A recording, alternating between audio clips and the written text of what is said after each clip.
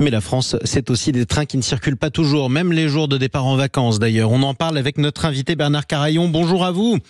Bonjour. Bienvenue sur Sud Radio. Vous êtes le maire de la ville de Lavore. On est dans le Tarn. Ça fait des mois sur Sud Radio qu'on vous raconte la mobilisation des opposants à la construction de l'autoroute A69 entre Toulouse et Castres.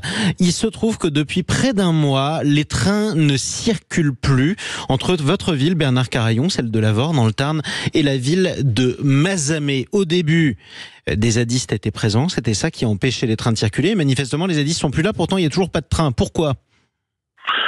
D'abord parce qu'il y a toujours une ZAD et des zadistes, c'est-à-dire des gars avec des crêtes roses qui empêchent les travailleurs de prendre le train le matin de Mazamet ou de Castres pour Toulouse, qui sont obligés de prendre un bus jusqu'à Lavore et ensuite de prendre le train. Il y avait jusqu'à présent 12 trains par jour. Il n'y en a plus de 10 et encore uniquement à partir de Lavore. C'est-à-dire que, si vous voulez, les travailleurs sont empêchés de travailler. Sauf que les versions... Ceux qui aiment l'écologie, ceux qui parlent d'écologie, trahissent la liaison ferroviaire. Je veux dire, c'est invraisemblable. Sauf que les versions à ce sujet s'affrontent, Bernard Carayon. Si je cite par exemple votre collègue Olivier Fabre, qui est le maire de la ville de Mazamet, l'autre ville reliée par cette liaison qui a été coupée, Olivier Fabre dit « Les zadistes sont partis maintenant ». C'est ce qu'il dit. Il dit que c'est à la SNCF de prendre ses responsabilités pour restaurer la liaison. Alors pourquoi il n'y a plus de train pourquoi il y a toujours pas de train s'il n'y a plus de zadistes ?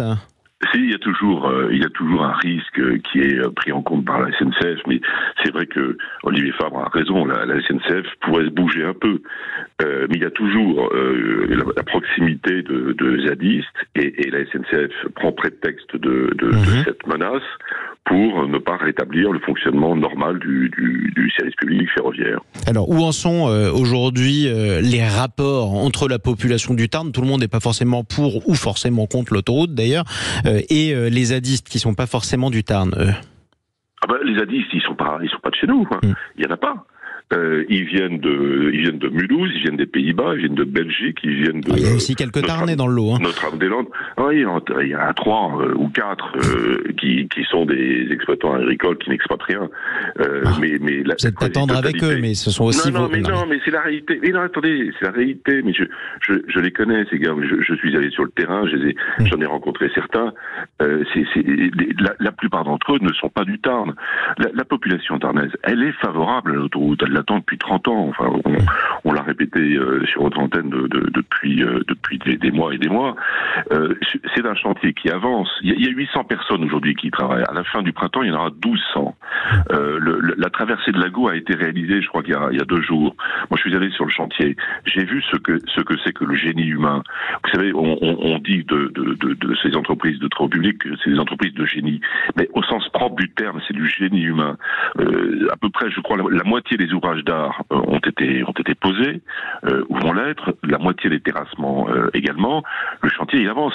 Et il avance malgré le caillassage des ouvriers, parce qu'il faut savoir qu'il y a d'autres travailleurs aussi qui pâtissent de ces désordres publics et de cette violence. Ce sont les ouvriers du chantier. Tous les jours, ils se font insulter. Tous les jours, ils partent au travail, la boule au ventre. Bon, c'est ça la réalité. Et encore une fois, par des gars qui viennent de je ne sais où, ce que j'appelle des crêtes roses, parce qu'on les a vus lors du procès de l'un d'entre eux il n'y a pas longtemps au tribunal correctionnel de Castres. Il peut se coiffer comme il veut.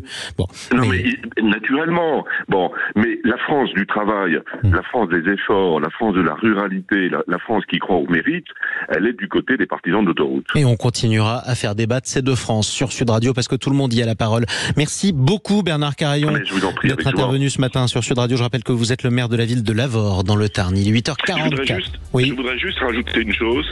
Aujourd'hui, il y a 80 ans, il y a 44 jeunes enfants juifs qui étaient raflés par la Gestapo à Isieux. Vous avez raison de le rappeler d'ailleurs, parce que c'est vrai que les enfants d'Isieux, c'est un drame dont tout le pays se souvient. C'était important d'en dire un mot ce matin. Merci de l'avoir dit sur Sud Radio, Bernard Carayon.